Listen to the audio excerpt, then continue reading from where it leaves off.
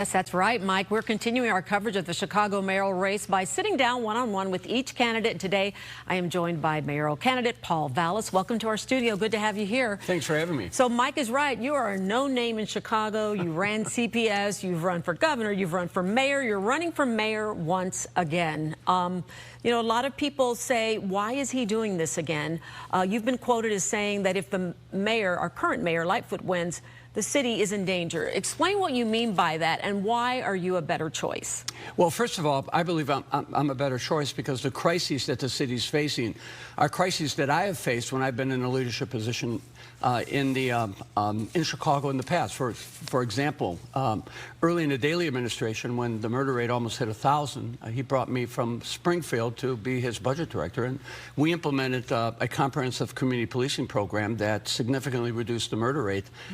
We put police officers on every beat. We had police officers on the CTA stations, on the bus stops. We had police officers protecting high schools, and it led to the most dramatic decline in murders and shootings in the city's history. And then, of course, later on, we took over a school district that was on the verge of bankruptcy and considered by many to be a national disgrace. And within a year or two, we became the focus of the Clinton administration's education reforms. We were described as a model for the nation. So what's the mayor not doing right now that you would step in and change? What you and I were talking right before we went on camera about some hot button issues you feel like are not being addressed. This is your chance to talk about that. Well, let's talk about police. Terrible superintendent, terrible leadership team, an abandonment of a community policing strategy that prioritizes having police officers and having police cars covering the local beats. Warrior Points reported last year that there were 406,000 high-priority 911 calls, including 32,000 assaults in progress,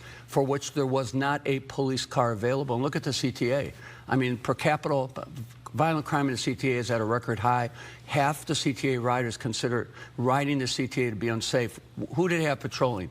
They have 300 security, private security guards who do not have, who are, you know, really minimally trained, and they can't make arrests, and they're not carrying firearms. So at the end of the day, her policing strategy, I believe, has been an absolute disaster. Okay, let's go on to quickly touch on a subject that came up yesterday. The family of Laquan McDonald was saying that you should resign because of a $5,000 donation that your campaign was given from a retired police officer that was tied to this case. They said they want an apology from you. Can you respond to that? Yeah, well, first of all, there was a police officer who had no, at least according to the Inspector General's report, had no affiliation or association with this case, other than being one of the officers who investigated after the fact.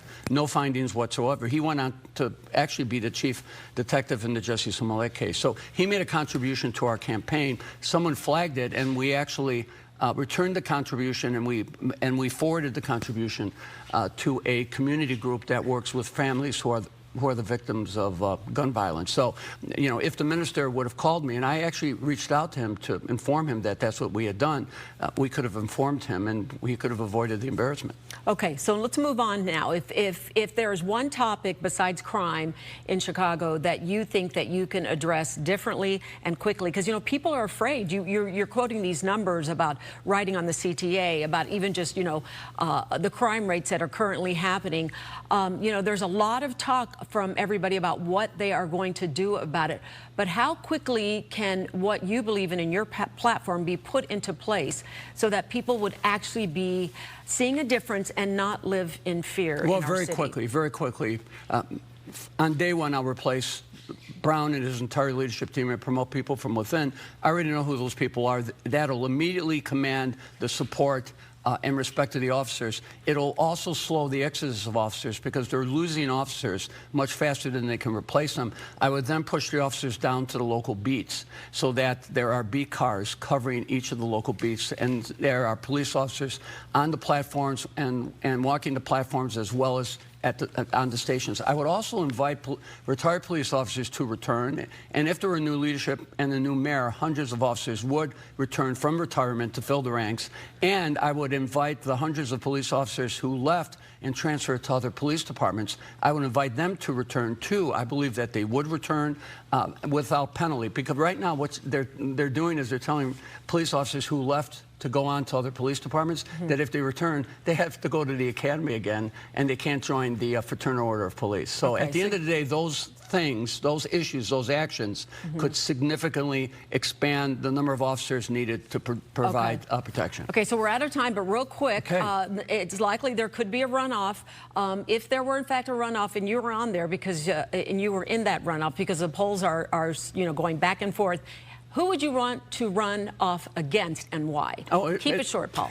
It doesn't make any difference to me. I see the finish line there. I'm running straight ahead. If I look into the left lane or right lane, I might lose a couple seconds, and I'm not going to let that happen. So I don't care who I run against. Whoever I'm in the runoff against, I'm going to win. Okay, Paul Vallas, good luck to you. And the good news is you can hear Paul Vallas and the other candidates. Fox 32, the Lincoln Forum, and the Chicago Bar Association will be holding our mayoral forum from the Union League Club this Thursday.